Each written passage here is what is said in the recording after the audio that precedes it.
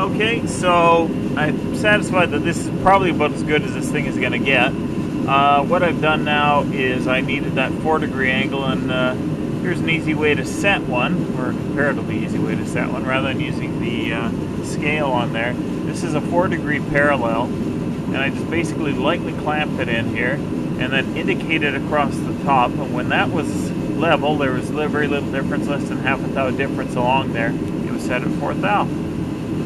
Probably easier said than done, but hey, that's how I did it. Okay, so now that I've got the milling vise more or less straightened out, I'm setting up for some fixturing here for my crankshaft bearing support. Now, this is what I discovered when I was making the last one. The milling vise is, or angle vise is set for about 4 degrees, and what I found was fine for milling the top edge. I still had a lot of material to grip down here, and it was well supported and held it fairly square.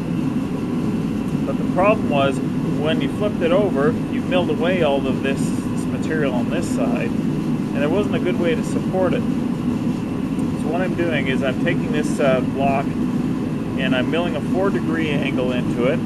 It's a good way to check the setup as well. You can see that the lines are fairly parallel there, so it means that the vise must be fairly square, assuming that this is a reasonably square piece of extrusion.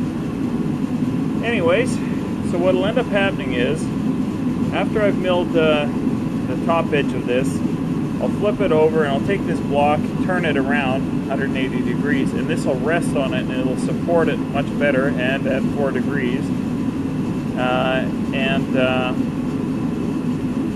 I can do this top side without worrying about it moving in the jaws of the vise like it was last time. Okay, this is just to give you some idea why I made that 4-degree block there. That's to support this after I've shaved off that side.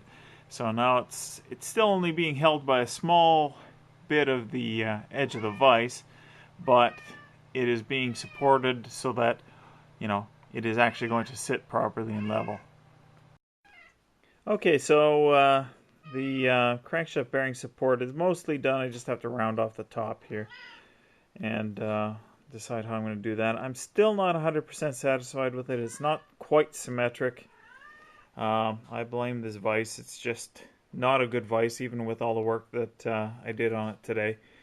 So I'm going to have to, I think next time I approach one of these sort of projects like this, where I have to mill an angle into it and hold it correctly, I'm going to have to see another way of doing it. If not, pick up a sine vise.